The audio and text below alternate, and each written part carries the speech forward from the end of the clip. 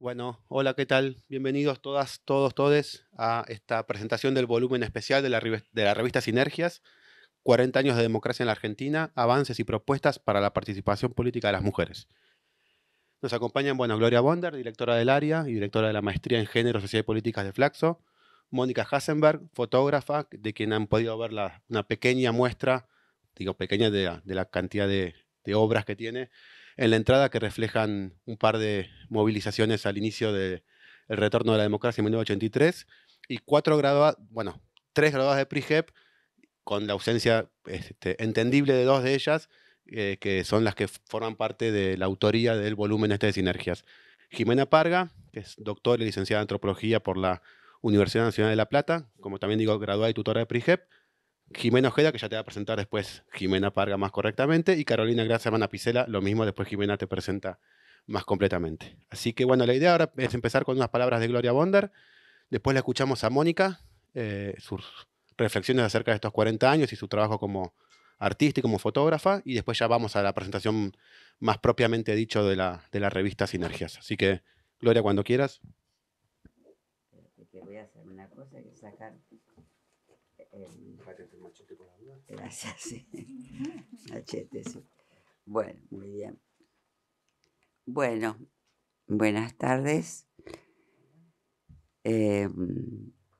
Sinceramente estoy muy emocionada de que podamos hacer esta reunión con, no solo porque nos reencontramos esta vez no virtualmente, sino personalmente con lo que yo llamaría colegas, porque ya son colegas, ¿no? Nuestras graduadas y nuestras tutoras, sino y con la maravillosa fotógrafa que tenemos aquí y que ustedes van a apreciar su obra, sino por lo que representa, ¿no? En este momento histórico de la Argentina y del mundo, ¿no?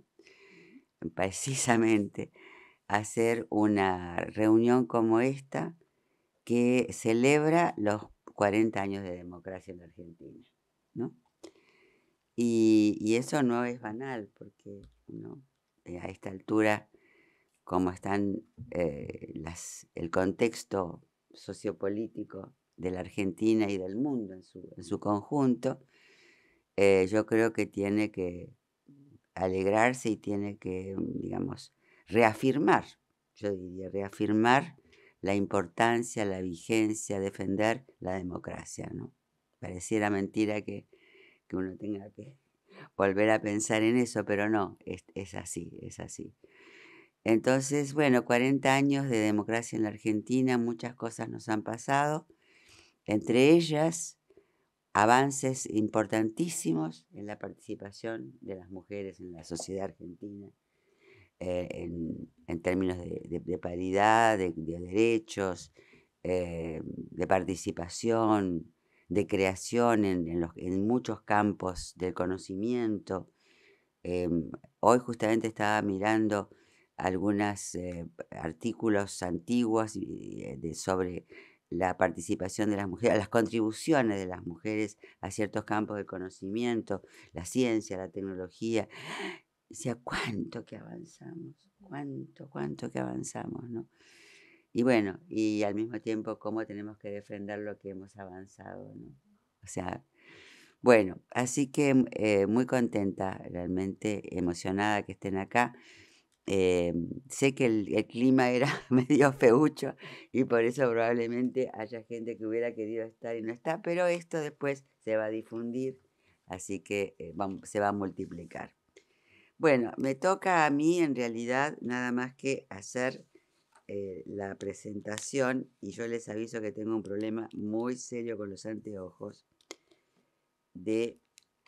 a ver, vos me vas a ayudar porque Yo estoy más o menos. bueno, aquí me ayuda. Fotógrafa Mónica Hasenberg. Ahí está, fotógrafa Mónica Hasenberg. Quien ha documentado, entre otros hechos históricos, el primer Día Internacional de la Mujer en Democracia. Ahí está. Quien ha documentado, entre otros hechos históricos, el primer Día de la Mujer en Democracia. Y pone la muestra que se llama Mujeres en los 80, del silencio a la salud. Y les pone esta muestra que se llama Del silencio a la salud, ¿verdad? Del silencio y salud. Del silencio y salud. A las calles son nuestras. A las calles son nuestras. Me acuerdo de esas consignas. Yo estuve ahí. Así que las van a poder ver y a lo mejor alguna me encuentra y me saluda desde aquel momento. Bueno, así que nada más que decirte, con mucha emoción las quiero escuchar. Por supuesto, hemos leído y releído los trabajos de ustedes y disfrutado mucho digamos, de lo que se nota del aprendizaje que ustedes han hecho y la reflexión y el pensamiento sustantivo, ¿no?, que reflejan los trabajos de cada una de ustedes. Así que bueno, Blas, vos dirás cómo sigue con Mónica. Entonces, Mónica, nuestra fotógrafa, que tampoco... Sí. Ahí está. Bueno, primero muchísimas gracias por invitarme y por estar acá. Hace muchos años que mis fotos cumplen mi objetivo, que es acompañar los aprendizajes, porque no podemos construir nada si no sabemos nuestra historia. La fotografía, las imágenes hoy son indispensables. Nadie puede pensar que se haga algo sin que se saquen fotos.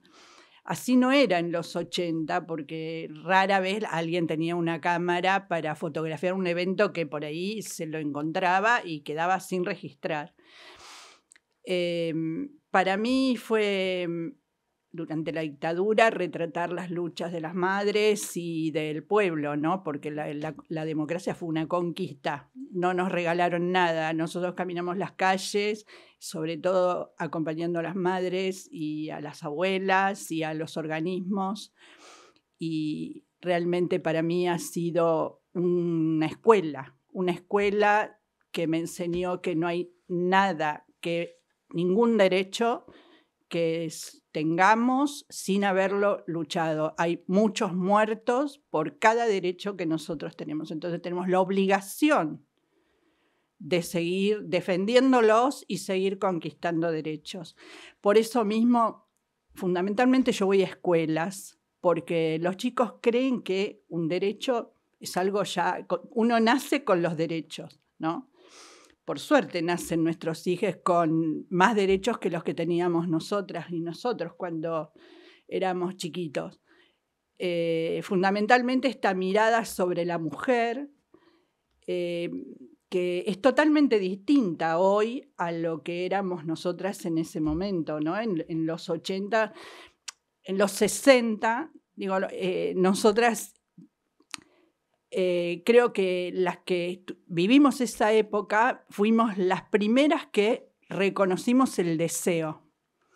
Y eso nos constituyó, porque las pastillas anticonceptivas nos dieron la posibilidad de gozar sin tener miedo a quedar embarazadas. Y eso fue realmente constituyente, creo, en nuestras formas de vivir y de relacionarnos y de ser osadas, digamos, ¿no? Creo que eso nos dio mucho. Y como fotógrafa, todo lo visual para mí es muy importante. Las modas, la minifalda, los colores, los peinados, todo era, desde el punto de vista de la gente mayor, éramos exageradas, porque todo teníamos que imponerlo de alguna manera, ¿no? Porque nadie estaba acostumbrado a ver una mujer de 20 años por ahí con un bebé y con minifalda y con el peinado de peluquería o que venía de hacerse los ruleros y la toca y con las medias red o con las medias con costura.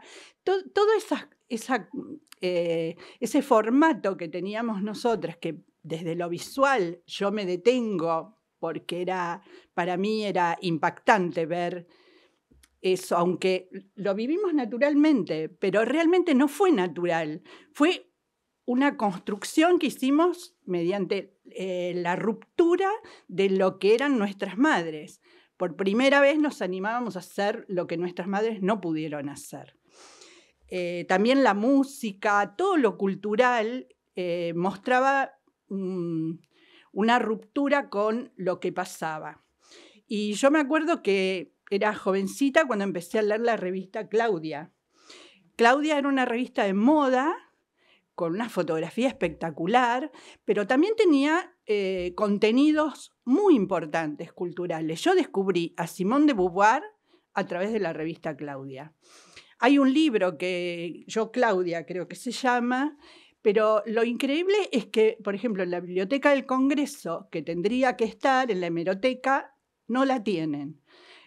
Hay que hurgar, es una revista, por algo no está en ningún lado. Eso marca qué importante fue el cambio para que no la tengan en cuenta, porque seguramente que tienen, para ti la deben tener o vosotras, pero Claudia no está.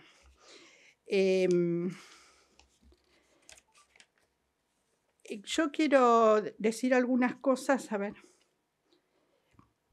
también bueno, que he sacado muchas fotos de las luchas sociales y a mí me parece que eso tiene que ser un testimonio que tienen que estar en las escuelas, porque yo realmente estoy azorada que los chicos salgan de la escuela pública y voten a Milei. Algo estamos haciendo mal, muy mal, porque eso muestra una falta de comprensión del discurso, de lo que ha pasado en la historia, no solamente nuestra, la historia internacional. Yo no sé qué es lo que hacemos mal. Supongo que los chicos ahora escuchan a partir de otros parámetros y quienes están, digamos, trabajando con el tema de la pedagogía, creo que tienen que, no sé, algo tienen que modificar las formas, no el contenido, las formas me parece, porque ahí es donde más los chicos están acostumbrados a otras cosas que no son las mismas que las nuestras, evidentemente. Y bueno, a mí lo que me interesa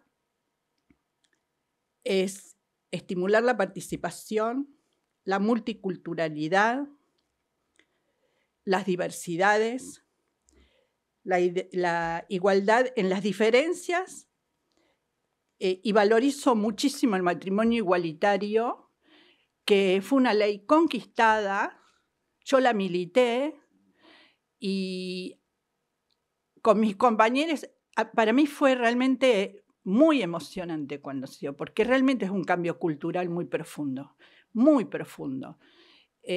Más allá de que uno sea o no sea homosexual, me parece que lo importante es que yo tengo que respetar a quien elija lo que elija, mientras no afecte, ¿no?, la vida de otras personas, yo tengo que aceptarlo. Es un aprendizaje para todas y todos. Entonces, bueno, y quiero decir dos cosas más. En el Congreso hay una muestra permanente en el hemiciclo que están retratadas las luchas por todas las conquistas de género, de las luchas de las mujeres. Está para ser visitada cuando quieran. Una copia estuvo expuesta en Tecnópolis el año pasado, pero es rarísimo que nadie sepa que esa muestra está ahí. Es muy raro. Así que vayan al Congreso y pregunten cuándo pueden ir a verla, porque es un rato y van a ver que al costado de la cámara, que en forma semicircular, están todas las fotografías. Es un acuerdo también con Argra, y ahí hay 2 fotos mías de las que están acá. Y otra cosa lo último, traje un calendario del 2024 nuevo, con las fotos de las luchas de las mujeres, acá. Ahí está, se los dejo de regalo a Flaxo, y quienes quieran van a estar a la venta, porque con esto sostengo las muestras, porque todo es en forma colectiva. Yo no hago nada solo en forma individual. Todas mis muestras se hacen porque hay mucha gente que me ayuda. Así que esto es para mí. Muchísimas gracias.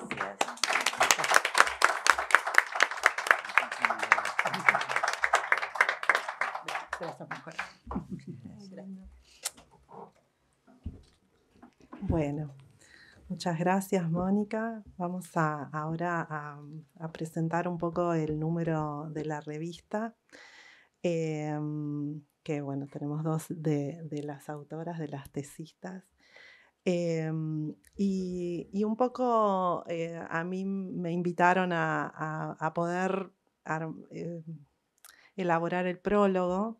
Y como decían, Gloria también como que me interpeló, me emocionó pensar en estos 40 años de democracia, ¿no es cierto? Y todas las luchas y las conquistas que se fueron logrando y todo lo que queda, ¿no? Todo lo que queda por seguir ampliando en derechos. Y de la lectura un poco de estos 40 años de democracia, pensado en clave de género, lo que de alguna manera podemos encontrar una suerte de continuidad simbólica en torno a los pañuelos blancos, verdes y violetas, ¿no es cierto? Y ahí es en esa simbología confluyen los movimientos feministas y el movimiento de derechos humanos.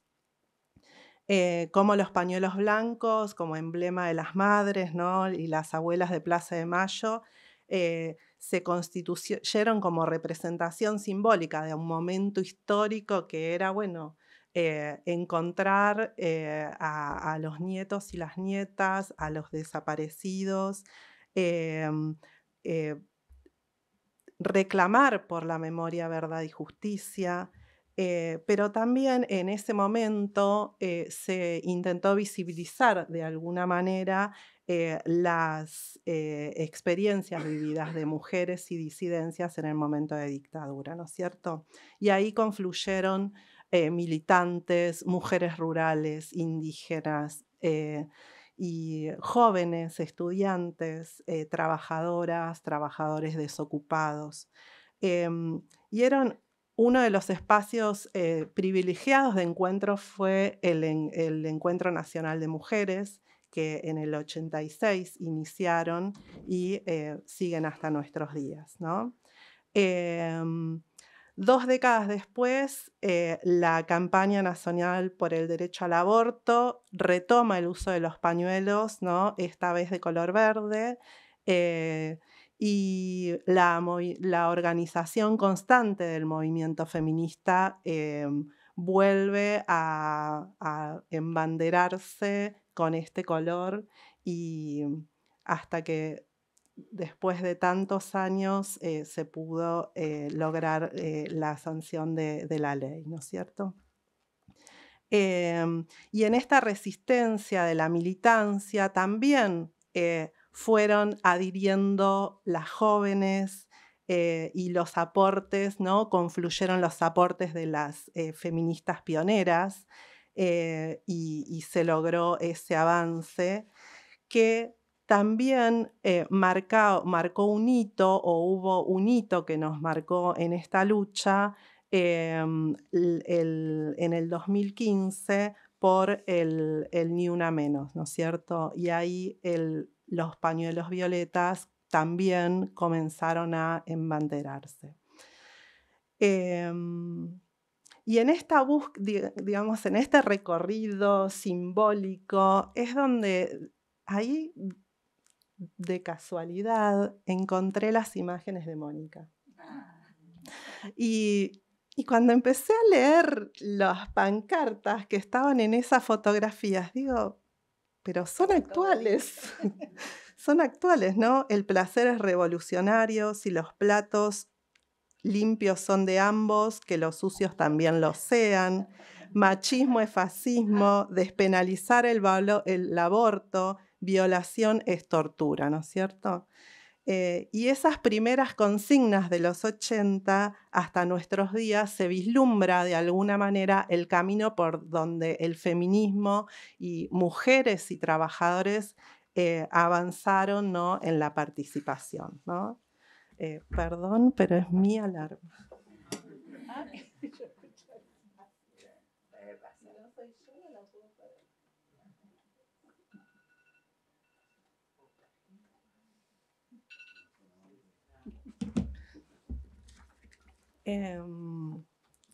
Bien, y entonces, bueno, en este camino sinuoso de los 40 años podemos, digamos, es muy difícil poder sintetizar 40 años, ¿no? Y todos los avances.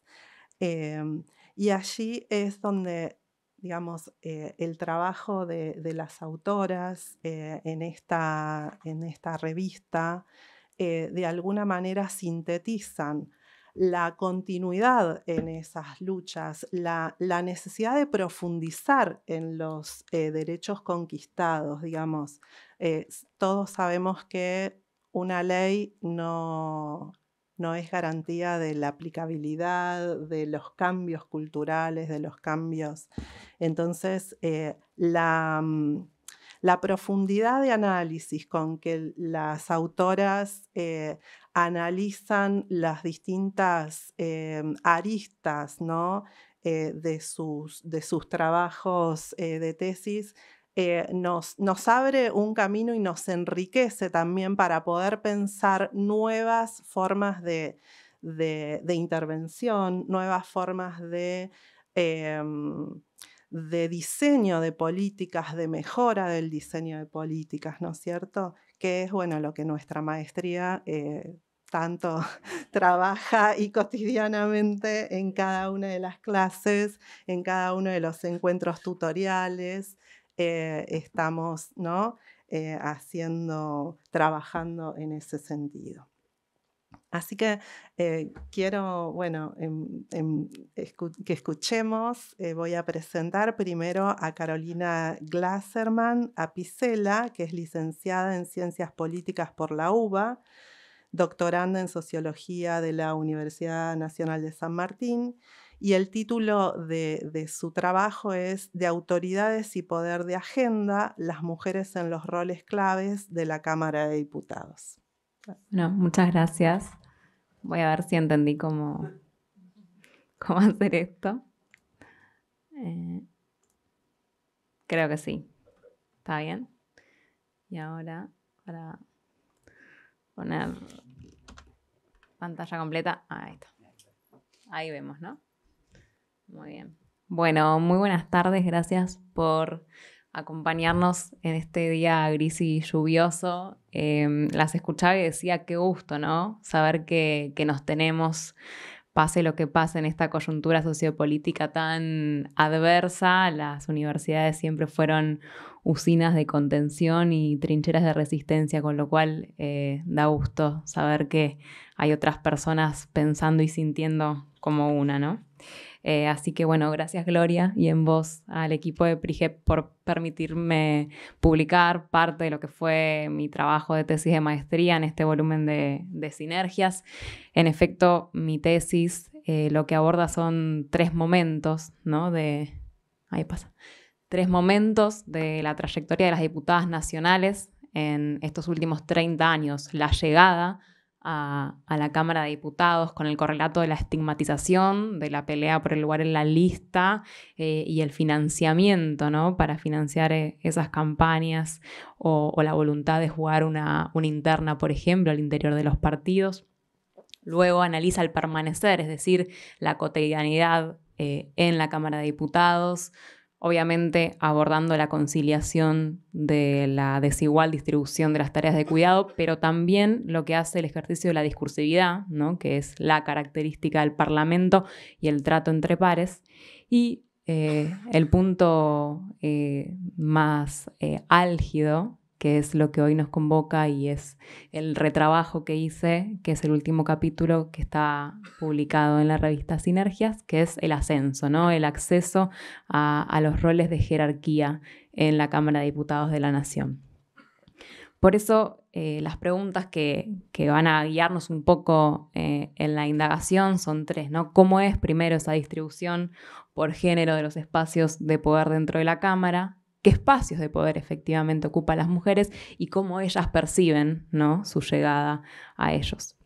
Y 3 motivaciones principales que me impulsaron a indagar en esto. La primera tiene que ver con esa cotidianidad, ¿no? Con esas prácticas políticas informales Digo, poco conocemos de cómo se diluye, ¿no?, el detrás de escena en el Congreso, más allá de lo que es públicamente televisado, como las sesiones y algunas comisiones.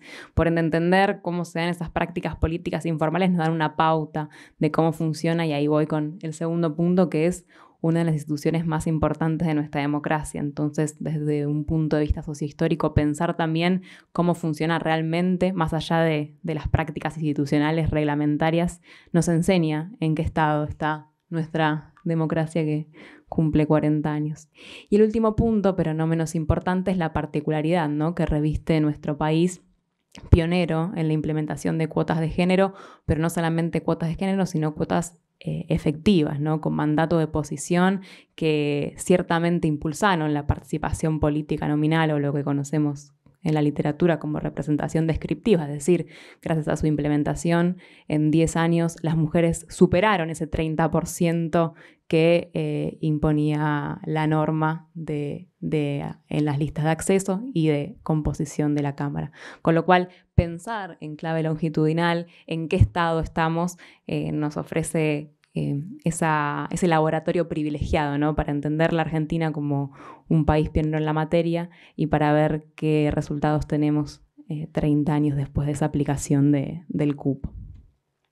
Rápidamente, este es un trabajo de fuerte impronta cualitativa, ¿no? Lo que realicé, por un lado, es una investigación documental, construyendo bases de datos que me permitan ver cómo es la distribución por género de estos espacios de poder, pero sobre todo, y como corazón del trabajo, realicé entrevistas en profundidad a diputados mandato vigente y cumplido de los últimos 30 años, del periodo del 91, que es el año donde se sanciona la ley de cupo, hasta el 2021, con una muestra intencional que me permitió ver distintas jurisdicciones, distintos partidos, edades y sobre todo seniority en el puesto, es decir, la antigüedad en la Cámara de Diputados. Entonces, bien, empecemos con una primera foto, ¿no? Acá seleccioné los puestos más importantes que tienen que ver con la definición de la agenda y de lo que pasa dentro de la Cámara de Diputados. En el periodo que yo observaba, ahora tenemos una diferencia, ¿no? No había habido presidentas hasta el año 2022, que Cecilia Moró fue electa como presidenta de la Cámara. Alrededor de un 30% de vicepresidencias, ¿no?, que si bien tiene un lugar más simbólico porque le corresponde la primera a la oposición y luego sigue en relación a las mayorías, da cuenta, ¿no?, de la imagen de la Cámara que proyecta hacia afuera. Y después 27% de presidentas de comisión y 24% de presidentas de bloque, ¿no? Esta es la primera foto que nos da una pauta de una segregación y marcada dominación masculina en los puestos que deciden la agenda de la Cámara, pero vamos a ver un poco por qué en cada caso y sobre todo cómo es la percepción de las protagonistas. Bien, empezando por los bloques políticos, ¿no? Quizás es obvio, los bloques políticos, la presidencia de los bloques políticos tiene un rol fundamental por dos vías, la reglamentaria y la informal, ¿no? La reglamentaria es aquella que por reglamento le otorga a las presidencias de bloque la potestad de conformar, como ven en esa foto, la Comisión de Labor Parlamentaria, que es la que diagrama el tratamiento en la sesión, el orden, los tiempos, el temario. Como vemos en la foto, solo hay varones, ¿no?, de un lado y del otro. Y también están las prerrogativas informales, ¿no?, aquellas que dictan la política de todos los días y que nos permite observar cómo la presidencia del bloque es aquella que ordena la tropa, ¿no?, que conoce a sus colegas, que sabe sus intereses, que pondera, que equilibra, con lo cual tiene un gran poder de armado político dentro de la Cámara de Diputados. Y como decía, en estos últimos 30 años, un 24% únicamente hubo de presidencias femeninas de los bloques políticos, cuestión que esto es diferente con las comisiones, cuestión que se mantiene hasta hoy, ¿no? El promedio es igual a la cifra que tenemos en la actualidad, con lo cual no hay grandes saltos, sino una continuidad en esta desigualdad. Pero decía 24%. Ahora bien, para hacer un zoom y entender cómo es la distribución de poder e incluso más desigual que esta primera cifra, tenemos que tener el tamaño de los bloques, ¿no? No es lo mismo, obviamente, si bien todos tienen una silla en esta Comisión de Labor Parlamentaria, no es lo mismo presidir un bloque numeroso o del oficialismo, la primera fuerza de oposición, que presidir un pequeño bloque. El poder de decisión, el poder de negociación va a ser distinto, ¿no? Entonces, observemos un poco los tamaños, ¿no? Y ahí vemos cómo dramáticamente la mayoría de las mujeres presidentas de bloques, es decir, este 24%, ha presidido monobloques, se ha autopresidido, digamos, son bloques unipersonales. ¿Y cuál es la cifra que le sigue? La de los bloques pequeños, ¿no? Ahí vemos el monobloque es el que está en el tercer lugar, con casi 30% de mujeres presidentas. Miren que igual siguen ahí por mucho a la delantera de los varones, ¿no? Pero es donde más mujeres presidentas ha habido. Y miremos la cifra de los bloques grandes, ¿no? Nos llega al 7% de presidentas femeninas en este periodo. Actualmente ninguna mujer preside un bloque grande tampoco. Y ahora pasemos a escuchar qué dicen las diputadas, ¿no? ¿Por qué? A la pregunta de por qué se da esta distribución desigual, qué, digamos, conclusiones sacaban de su experiencia. La primera, algo muy recurrente, ha sido esta idea de fraternidad, ¿no? De pacto entre varones, de lugares y momentos y horarios reservados solo para ellos. Como una diputada me decía, como el patriarcado se cuela de forma inconsciente en las prácticas, ¿no? Y va reproduciendo una forma de hacer política que está masculinizada. Y con la masculinización también vamos a la idea del poder como cuestión masculina, ¿no? Y las diputadas que me decían, las mujeres cuando quieren llegar a lugares de poder se tienen que obligatoriamente masculinizar. Acá puse un testimonio que me parecía interesante de una diputada que ocupó espacios de poder al interior de la Cámara, ¿no? Decían, no toleran el poder en manos de una mujer, entonces las mujeres nos tenemos que masculinizar, ¿no? Y decía, y el poder en manos de una mujer es muy distinto. Primero, no es tanto poder. Nadie te reconoce el poder. Y si te lo pueden reconocer, pero te van a intentar siempre maltratar o bajarte el precio, ¿no? Como esas dos ideas de espacios reservados para varones y que eso es tan fuerte que las mujeres incluso tienen que tomar prácticas masculinas para sostenerse en esos espacios. Pasemos a otro de los grandes lugares de definición de agenda de la Cámara, que es... ahí la señora identificaba al diputado Carlos Heller. La muestra, digamos, como les decía, abarca 30 años, pero elegí poner fotos actuales porque nos lleva a pensar a cuestiones que estamos más, que vemos en la tele, que leemos en un diario, ¿no? Efectivamente, acá tenemos dos fotos, ¿no? Dos comisiones distintas, si podemos adivinar al menos la temática en la primera foto. En la foto de la izquierda tenemos a la mesa directiva de la Comisión de Presupuesto y Hacienda y en la foto de la derecha a la mesa directiva de la Comisión de Familia. Es ilustrativo, ¿no? ¿Por qué las comisiones son importantes? Bueno, las presidencias de las comisiones son las que restringen temario o promueven iniciativas, son las que diagraman qué temas se van a tratar en la Cámara y qué otros van a quedar en el lenguaje nativo cajoneados, ¿no? Con lo cual son muy importantes tanto las presidencias del oficialismo como la oposición, que logra poner las vicepresidencias de las comisiones más importantes. Entonces la persona que ocupe ese lugar va a poder diagramar de qué tema va a tratar cada comisión. Veíamos antes 27% de presidencias femeninas, pero de nuevo hagamos un zoom, en este caso con la temática de las comisiones. Ahí la clasificación englobamos en 3 tipos: aquellas de preservación, que son, imaginen, cuestiones vinculadas a políticas de Estado, constitucional, relaciones exteriores, etc. Aquellas de reproducción y cuidado de la vida, y aquellas de producción y erogación de recursos, ¿no? De nuevo vemos ahí tendencias a la estigmatización. La mayoría de las comisiones de reproducción y cuidado de la vida, la mayoría de las mujeres presiden comisiones de reproducción y cuidado de la vida, el 40%, mientras que miremos que en la temática de producción nos llegan al 20%, ¿no? De nuevo, hay el reflejo del orden social de género colándose las temáticas posibles para ellos y no para ellas. Y también buscando algunas repeticiones en los diálogos con las diputadas, lo agrupé en estos 3 grandes motivos, ¿no? El primero, me lo decía un diputado varón, ni lo intentan, ¿no? Me decía, algunas compañeras tuvieron aprensión a pedir comisiones masculinizadas al momento de la integración, ¿no? Cuando la presidencia del bloque, que en general es un presidente, le pregunta, bueno, ¿qué comisiones quieren, digamos, encabezar o participar? mis compañeras me decían tienen cierta aprehensión, otra diputada me decía para qué voy a pedir algo que no me lo van a dar, entonces prefiero no hacerlo, ¿no? Y de esas muchas más.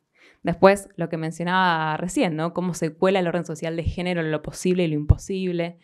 Aquí puse un ejemplo de la Comisión de Defensa, ¿no? Que no necesariamente tiene una gran exposición mediática ni mucha actividad, digamos, uno podría decir, sería simplemente del interés del diputado o de la diputada participar. Y me decía una diputada que le tuvo que pedir a una colega, por favor, agarra defensa, no soporto ver que haya solo varones. O sea, ¿cuál es el motivo por el cual no tiene demasiada actividad, tampoco te van a molestar de la prensa, pero no la agarra, ¿no? Y ahí es como los estereotipos de lo posible se cuelan dentro de la institución. Y por último, una exclusión explícita, ¿no? Muchas diputadas que cuentan la experiencia de pedir integrar la comisión de presupuesto, que nunca fue presidida por una mujer y que la integración es muy baja, la integración femenina, y que la presidencia del bloque haya optado por colegas varones. Por último, pensar en la mesa directiva, ¿no? Ahí tenemos a todos los presidentes hasta 2021 de la Cámara de Diputados de la Nación, que suele ser la primera persona que ocupa la lista a diputados nacionales de la provincia de Buenos Aires, que casualmente son en general varones. Y también la cuestión de la baja representación de vicepresidencias, cerca del 30%, como mencionaba. Hace poquito ocurrió, pero se sucede cada vez que hay una sesión preparatoria de designación de autoridades en los últimos años, hay como una cuestión, dicho por las protagonistas, hayan dicho como un circo, ¿no? Donde todas manifiestan lo terrible que es que no haya mujeres en la mesa directiva, que hay que modificar el reglamento para que haya paridad, pero luego después en la vorágine política nunca es prioritario, ¿no? Y un comentario de coyuntura, de actualidad, me parece que la elección de Cecilia Moró como presidenta de la Cámara nos abre una buena puerta de interrogante, ¿no? Para pensar una personalidad política muy fuerte, con impronta propia, a la vez claramente promovida por una jefatura política masculina. Bueno, ¿cómo ejercen el poder las mujeres que llegan a la cúspide y cuánto pueden despegarse o no de esa promoción masculina que ha impulsado su lugar? Entonces es un hecho político que los próximos años nos sirve de hilo para tirar sobre esta cuestión. Por último, para cerrar, ¿por dónde seguir? O al menos ¿qué estoy pensando, digamos? Lo primero es esto que les decía, ¿no? La horizontalidad, un lugar común, los diálogos con las mujeres políticas, ¿no? Esto de ayudarse por abajo parece ser la estrategia de las que todavía no han llegado. Pero ¿qué pasa con las cúspides, ¿no? ¿Qué pasa con este ejercicio del poder? Esta pauta, ¿no? que mencionaba recién sobre la masculinización para acceder a lugares de poder, eso es algo a tener en cuenta. Y también qué lugares son los que ocupan las mujeres. Acá hemos visto monobloques, las comisiones vinculadas a familia, cómo eso puede llegar a ser estratégico, y también que otros espacios, ¿no? Explorando un poco la distribución y la organización de la Cámara de Diputados, vemos que hay un cargo que tiene alta responsabilidad política e incidencia y es muy poco conocido, que es el de la Secretaría Parlamentaria. Entonces, pensar por qué las mujeres estarán ahí y qué de estratégico tiene esto, ¿no? Otro punto me parece que es el financiamiento, ¿no? Como nuevo techo de cristal para las mujeres que están en lugares meso de la política, cuán difícil es jugar una interna, de qué manera promoverse a ellas mismas sin la jefatura partidaria, es otra punta para abordar. Y dos cuestiones para finalizar. Una diputada que ejerció su cargo en los 90 me decía: cuando nosotras éramos jóvenes peleábamos por mujeres en las listas, ¿no? Y hoy la pregunta es ¿qué mujeres? ¿No? Hoy hay que pensar en feministas en las listas, no mujeres en las listas. Hay algo de la literatura de principio de este siglo que utilizó la Argentina como laboratorio, sobre todo por la implementación del cupo femenino, ¿no? Que constata sin duda un vínculo entre la representación descriptiva, nominal, la cantidad de mujeres, y la sustantiva, es decir, lo que realmente luego ese congreso emana, la legislación. Ahora bien, los últimos años, sobre todo después de la marea verde, eso muestra, al menos en la Argentina, algunos signos de agotamiento, ¿no? Esa colaboración entre mujeres. Y cierro con esto, ¿no? ¿Qué mujeres tiene que haber en los cuerpos legislativos para que esa colaboración exista? Y cómo Feministas en las Listas toma una relevancia particular para que luego los resultados estén y no solamente los números. Bueno, les agradezco mucho, un placer compartir con ustedes.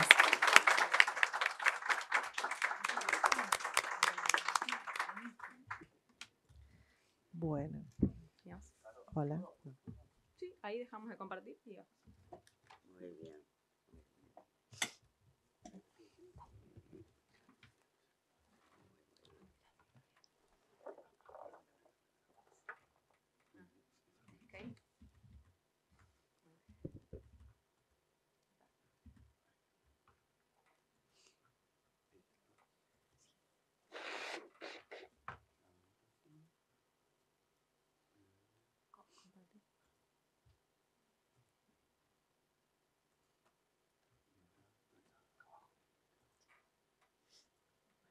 Muchísimas gracias.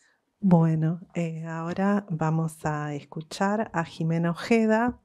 Ella es licenciada en Sociología por la Universidad Nacional de La Plata y el título, y magíster, y el título es Diversidad Sexual, Identidad de Género y Ciudadanía, las leyes de matrimonio igualitario y de identidad de género en la Argentina.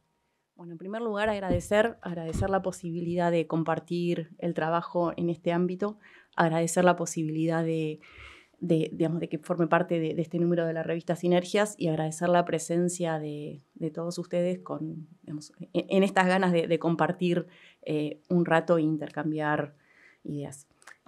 Como dijo Jimena recién, el artículo analiza la cuestión de la ciudadanía en torno a la diversidad sexual y de género en Argentina y presenta los principales lineamientos del trabajo de tesis que realicé en el marco de la maestría.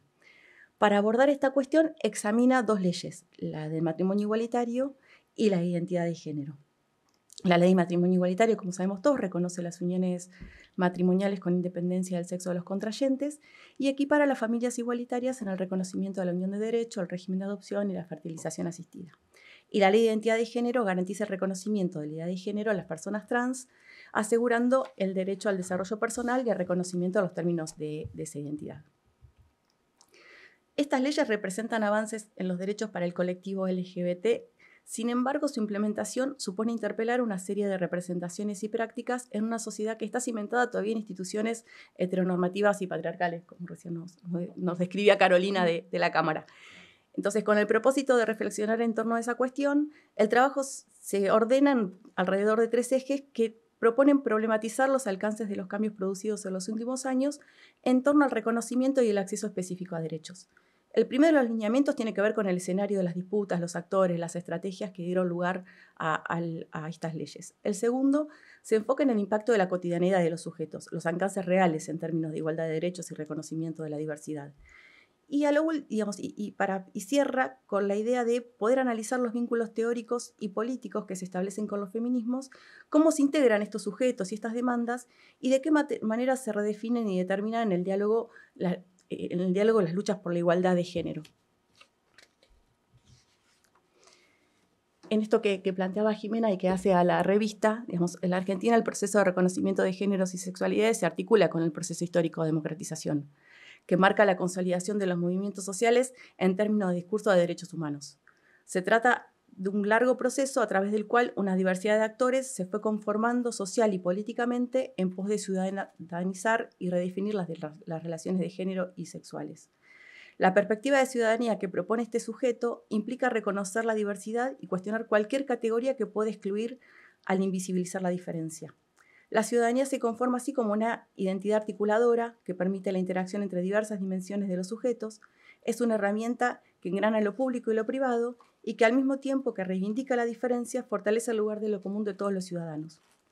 Esta es la clave sobre la que se construyen los nuevos movimientos sociales que emergen como una herramienta emancipadora y desmantelamiento de los sistemas de subordinación cultural. El surgimiento de estos movimientos en torno a la lucha por el reconocimiento y la garantía de la ciudadanía diversa Relacionada con la democratización de los derechos humanos, significa la introducción de una nueva dinámica a la participación y a la relación entre la sociedad y el Estado. Durante los años 90, los movimientos del colectivo lograron institucionalizar una política de carácter informal y establecer redes con organizaciones de otras regiones, lo que le permitió materializar demandas como, por ejemplo, incluir en la reforma constitucional la cláusula de no discriminación por orientación sexual. Para los años 2000, la visibilización y la organización de los movimientos permitió la incorporación de sus reclamos en las agendas nacionales y transnacionales y en los ámbitos de deliberación pública y toma de decisiones. Esto dio cauce a un creciente activismo de las ONGs que se convirtieron en las impulsoras de la judicialización de los derechos no reconocidos. Y esto le da un nuevo rol a la justicia que empezó a resolver en áreas tradicionalmente dominadas por el discurso político cuestiones de derecho. Paralelamente, la movilización y los grupos del colectivo LGBT tomaron la vía de la incidencia legislativa para hacer progresar sus reclamos y lograr apoyo social a través de campañas específicas. Así posibilitaron la construcción progresiva de una agenda de justicia social en la cual el género, la reproducción y la sexualidad se constituyeron como asuntos de derechos. En este proceso, las reivindicaciones del colectivo LGBT fueron cambiando desde una formulación en términos de no discriminación hacia exigencias de reconocimiento social, dando paso a las demandas orientadas a la igualdad de derechos, de tratamientos y de oportunidades. Este accionar muestra el modo en el que, a partir de la interpretación liberal de la noción de igualdad, lograron cuestionar los márgenes de la ciudadanía. Un nosotros homogéneo, que goza de derechos solo conocidos para los ciudadanos heterosexuales y cuya frontera estaba delimitada precisamente en una otredad plural y variada. El lenguaje en que se formularon las demandas del activismo LGBT implica la activación de la paradoja democrática a la que refiere Mouffet, por ejemplo. A partir del discurso de derechos se contribuye a la problematización de las exclusiones sobre las que se instituye el propio orden dominante.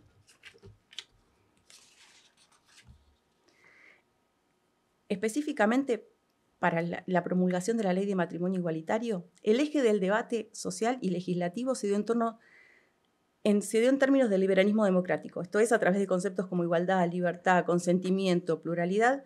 También incluyó concepciones a priori más conservadoras, como la defensa de la familia, la estabilidad de las parejas, la sucesión, la herencia, e incorporó una novedosa referencia al amor romántico que se constituyó como un poderoso discurso social que públicamente funcionó como argumento para legitimar la política. El matrimonio igualitario, que conserva todos los componentes de la normalización, articulación con el consumo y el aparato de protección social a través del Estado y del mercado, la imbricación de lo sexual con lo amoroso y lo vincular estable, sin embargo consigue redefinir el marco de interpretación de la homosexualidad de una situación de no discriminable a un bien positivo, articulable con los sentidos de felicidad considerados aceptables y aceptados por nuestra sociedad. Y también hizo positivas la demanda de la diversidad sexual, en tanto ahora son transformables en leyes y políticas públicas. Más allá de las críticas de los operadores jurídicos y que la ley está lejos de modificar, como decíamos recién, el paradigma del derecho de familia, es necesario reconocer el impacto que tuvo la reforma en el mandato de igualdad en dos vertientes. Por un lado, claramente produjo la desestabilización de las diferencias injustificadas en tanto los derechos y las obligaciones matrimoniales, dejando de ser privilegios reservados a las personas heterosexuales. Pero por otro lado, la regulación de parejas del mismo sexo conlleva a la igualación entre los cónyuges. Y como consecuencia se evidenciaron las desigualdades que persistían como naturales en el régimen de familia tradicional.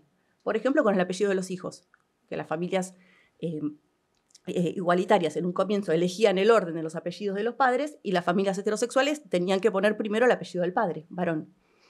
Bueno, el régimen de finalmente esta reformulación de la institución matrimonial reconoce que la heterosexualidad reproductiva no es la única forma válida de relacionarse sexual y afectivamente.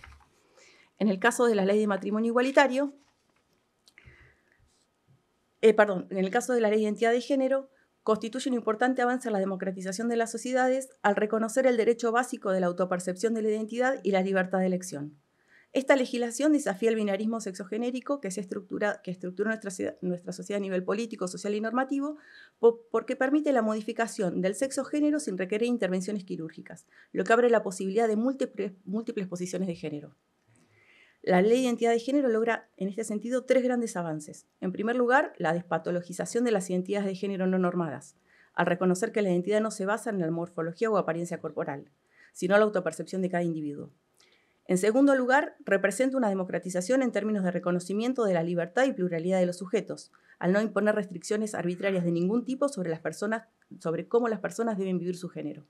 Y en tercer lugar, la ley fisura el binarismo heteronormativo al reconocer que las relaciones y las atracciones amorosas no están limitadas a individuos del género opuesto y permitir, por ejemplo, recientemente la incorporación de la identidad no binaria. Hasta aquí podemos decir que las leyes de matrimonio igualitario e identidad de género, así como las normas conexas que fueron adecuadas o promulgadas para asegurar la coherencia y acceso a estos derechos, constituyen un sustancial avance en el reconocimiento formal de los derechos de las personas del colectivo LGBT. Sin embargo, la garantía de estos derechos, base del ejercicio pleno de la ciudadanía, se trata de la obligación del Estado de hacer suficiente, y esta obligación también requiere de políticas de reconocimiento de igualación material y simbólica que promueven la igualdad fáctica de participación para el colectivo LGBT. En el artículo se revisa cómo subsisten limitaciones y dificultades que en general están asociadas a lo que las normas y las políticas omiten, más que a lo que expresan en términos positivos. Esta diferencia que la política pública no reconoce emerge como discriminación y marginalidad naturalizada en la vida de las personas. Estas situaciones demuestran el impacto diferencial de las leyes en las experiencias prácticas de una ciudadanía que resulta entonces aún limitada. Las realidades del colectivo LGBT varían según la clase social, las características de los territorios en los que viven, lo que refuerza y profundiza las dificultades de los grupos más vulnerables. Además, esta situación se agrava al considerar la presencia diferencial del Estado en el territorio, que da lugar a formas estratificadas de ciudadanía y que entonces refuerzan la vulnerabilidad y la exclusión de las identidades del colectivo LGBT.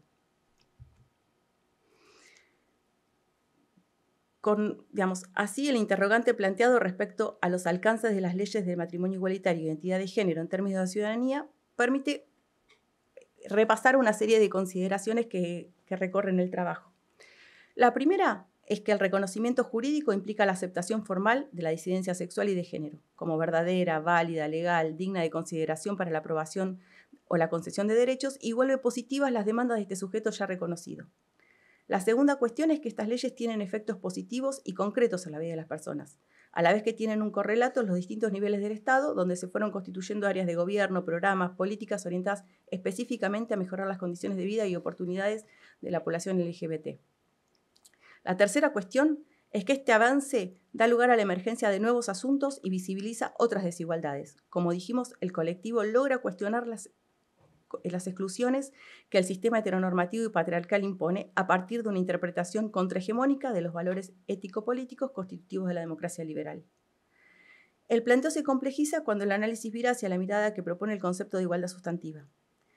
Así como cuarta cuestión, se considera el reconocimiento jurídico de los sujetos LGBT no es suficiente para lograr la igualdad de hecho. La garantía de derechos, base del pleno del ejercicio de ciudadanía, se trata de la obligación del Estado de promover la igualdad fáctica de participación de un sujeto en el que persisten prejuicios y prácticas discriminatorias que atraviesan espacios cotidianos y redundan en limitaciones reales a la construcción de su vida y en sus posibilidades de elección y realización. Del análisis respecto del impacto diferencial surge una quinta cuestión. La perspectiva de género implica el reconocimiento de las relaciones asimétricas de poder que generan efectos significativos en la producción y reproducción de la discriminación en todos los ámbitos, jerarquías y desigualdades que se manifiestan también entre las diversas identidades presentes en el colectivo LGBT.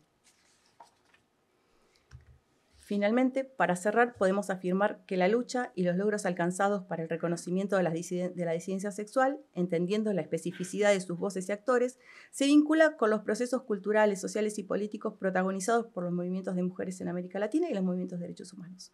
Como señala Vargas, son luchas contrahegemónicas cuyo centro es la diversidad, que se producen nombrando y haciendo visibles los dilemas fundamentales de nuestras sociedades y abriendo otras perspectivas, complejizando los horizontes de cambio y sobre todo posicionando al cuerpo con toda su dimensión política portadora de derechos. De este modo, alcanzar la igualdad y la justicia de género no solo depende de formas legales, sino también de procesos multidimensionales de disputa política y cambio social. Requiere asignarle una dimensión de género y sexual al proceso de democratización, que afecta al régimen político y las relaciones socioeconómicas, que refiere a la adopción de principios de libertad e igualdad para el ámbito de las relaciones sexuales y afectivas, que compromete una concepción de justicia que integra las reivindicaciones de igualdad con el reconocimiento de la diferencia y que entiende a la ciudadanía como una forma de identidad política basada en los principios del pluralismo y que articula las diferentes posiciones de cada uno de los sujetos. Así, la política democrática exige no ocultar las huellas de las relaciones de poder y las exclusiones que operan en el orden hegemónico, sino combatirlas. A esta estrategia que permitió al feminismo y al activismo LGBT cuestionar las exclusiones y avanzar hacia la profundización de una democracia en la que aún se sostienen múltiples desigualdades y injusticias, es lo que nos permitirá consolidar los avances obtenidos en los términos teóricos y políticos y alcanzar la igualdad y la justicia de género. Muy bien. Estaba muy nerviosa y no me quise arriesgar a no leer. Así que les pido disculpas por eso, pero estaba muy nerviosa. Muy bien. Muchas muy bien. Muy bueno, muy bueno. Excelente. Bueno, en realidad... Sí, no, quería decir que fue realmente muy emocionante escucharlas. Y bueno, leer es una cosa, escuchar a la autora hablar de su trabajo es otra cosa, ¿no? Tiene una riqueza, tiene una serie de matices y el compromiso. Yo creo que lo que yo escuché no es solo un texto, digamos, es un compromiso personal con la problemática que cada una ha abordado en su trabajo, ¿no?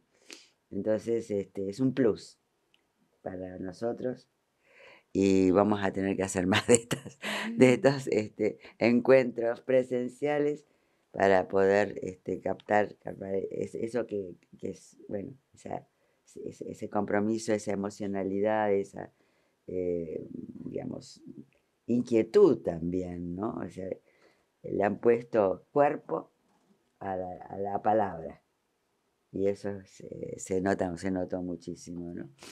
Así que bueno, yo dejaría eso y le preguntaría a las personas que nos acompañan. Hoy en un día muy difícil pensábamos que esto iba a estar llenísimo, así teníamos 70 inscriptos, pero bueno, el día nos jugó una mala pasada. Pero bueno, quería pedirles o preguntarles a quienes nos acompañan si quieren hacerle alguna pregunta, algún comentario a las compañeras que han estado, que expusieron. Anímense. Nosotras nos animamos. Claro que sí, ahí está. Sí, Bueno, puedo. sí, claro. A mí me gustó mucho, realmente.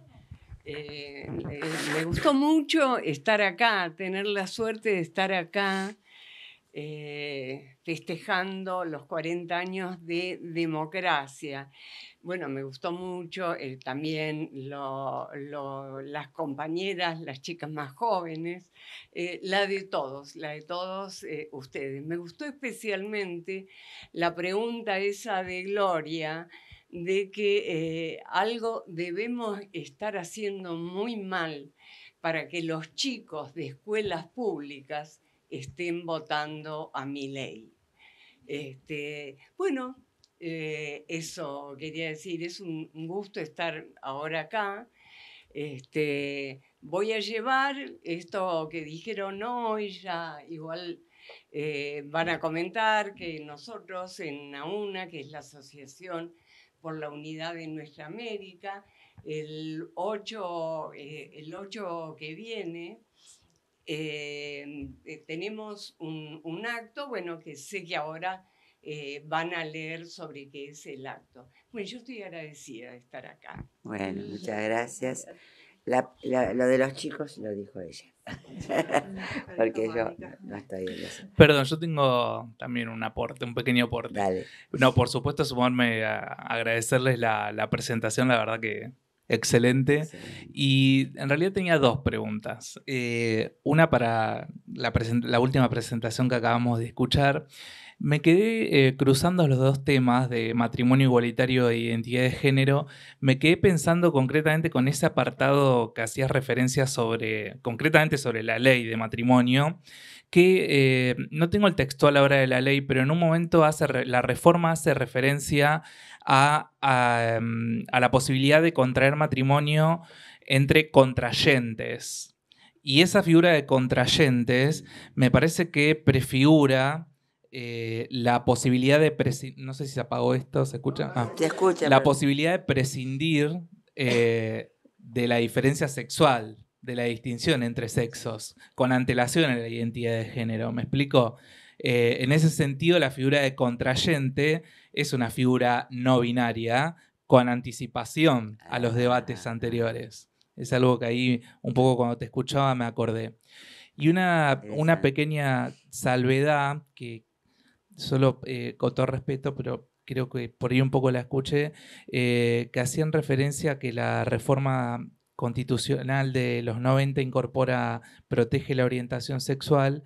Creo que hacía referencia a la de la ciudad de Buenos Aires, concretamente, que fue muy peleada y se logró ahí un pequeño avance. Y en realidad la otra cuestión era para Mónica, la fotógrafa, también vinculado al tema. Me preguntaba, ya que comentaste que militaste la causa, si hiciste un registro fotográfico al respecto. Me encantaría, creo que nos encantaría conocerlo. Del matrimonio igualitario. Muchas gracias, por supuesto. Gracias. Mira, en ese momento todavía no tenía cámara digital grande. Tenía una chiquita y saqué algunas fotos, pero que no quedaron como un registro importante. Recién había vuelto a la fotografía, pero trabajé muchos años en investigación de opinión pública. Por eso también veo lo que va pasando también con otras miradas, no solamente la estética o la fotográfica o la de periodística, digamos. Pero tengo muy poco. Pero quiero agregar que me interesa, ¿ustedes sabían de la muestra que está en el Congreso? Yo particularmente, pero porque trabajo ahí, entonces me la he cruzado. Pero coincido en que no es algo conocido, es verdad. Sí. No, lo notable fue que me llamaron del Ministerio de las Mujeres para pedirme fotos sobre esa muestra. Y dije, esa muestra ya está hecha.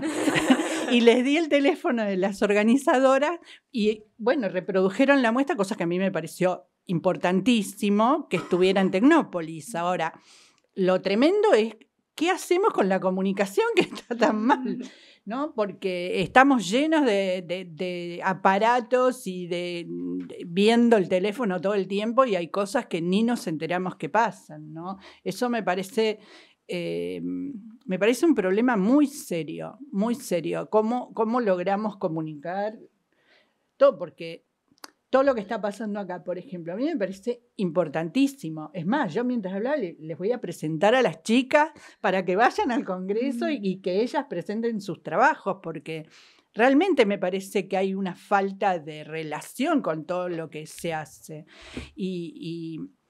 Bueno, por ejemplo, en el Bar Piglia, que es del Congreso, hay otra muestra que tiene que ver también, que son todas fotos mías. En la noche de los museos las llevaron a la biblioteca del Congreso.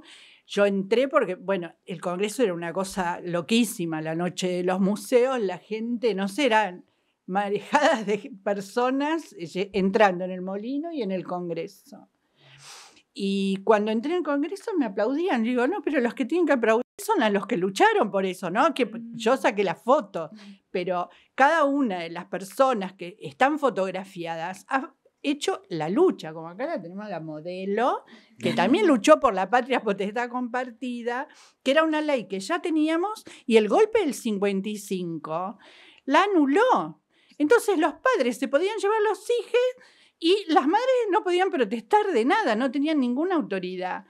Pero, ¿cómo puede ser? Eso está en el Wikipedia. Yo estudié toda esa temática porque quise saber qué había pasado con esa ley. Y tenemos que decirlo. ¿Qué puede pasar con un golpe o con un gobierno de derecha, ¿no? O sea, hay algo que estamos, no sé, a mí me agobia esto de que no sepamos tantas cosas. Perdón, te respondí. Bueno, ahí están las fotos grandes explicadas, las leyes, sí. Bueno, ¿alguna otra pregunta, comentario que quieran hacer? Adelante. Me interesaba reflexionar. Primero, muchísimas gracias por brindarnos el espacio de de estar hoy aquí en lo que tiene que ver con esa presencia diferencial del Estado, que creo que viene en línea también con lo que estamos discutiendo, no solamente en términos de quiénes, sino cómo. Y en eso que marcaba por ahí Jime y también un poco todo el panel que tiene que ver con lo que estudiamos también en la maestría y tiene que ver con la interseccionalidad y cómo por ahí también, no sé, hablamos de muestras que pueden estar en Capital Federal, que es una ciudad en líneas generales bastante más progresista, pero una que viene del interior ve otras realidades y también necesita de un Estado presente y muy fuerte en términos de que baje con más derechos para las personas. Entonces me interesaba por ahí que Jim en este caso amplíe un poco esto que tiene que ver con lo que ella nombraba de esa presencia diferencial del Estado, pero sumado también a esa cuestión de un federalismo más presente Claro. en un país que es bastante vasto en términos de kilómetros. Sí, el trabajo hace un análisis que no lo traje acá porque, bueno, es muy largo y no tenía que ver con, no está dentro de las posibilidades, en donde analiza, bueno, el tema de la aplicación no solamente en aquellas cosas que tuvieron que ver con, nuevas leyes y todo esto que forma parte de la adecuación y la coherencia, sino en aquellos espacios donde aparecen limitaciones. Y claramente, en un país federal, la situación en las provincias era absolutamente heterogénea en cada una de las dimensiones en las que estábamos mirando. No solamente a nivel de reconocimiento fáctico de derechos, sino también muchas veces a nivel de derechos. Esto que planteaba Emma, que la Constitución de la Ciudad de Buenos Aires establece la pauta de no discriminación en los años 90, en los años 2000 en Jujuy, creo que era, no quiero mentir la provincia, pero era Jujuy, casi seguro, todavía estaba penalizado el bailar entre hombres. Sí. Existían estas heterogeneidades en el territorio nacional y al mismo tiempo existen otros territorios, en donde el Estado aparece ausente, aparece corrido, y entonces, todas estas leyes son reemplazadas por otras formas de articulación de los poderes fácticos locales y que en realidad siempre terminan generando, en esto que hablabas vos también recién, de las interseccionalidades, termina siempre significando mayor exclusión y mayor vulneración de derechos hacia las poblaciones, en general, más desfavorecidas, que son las feminidades dentro del colectivo LGTB, ¿no?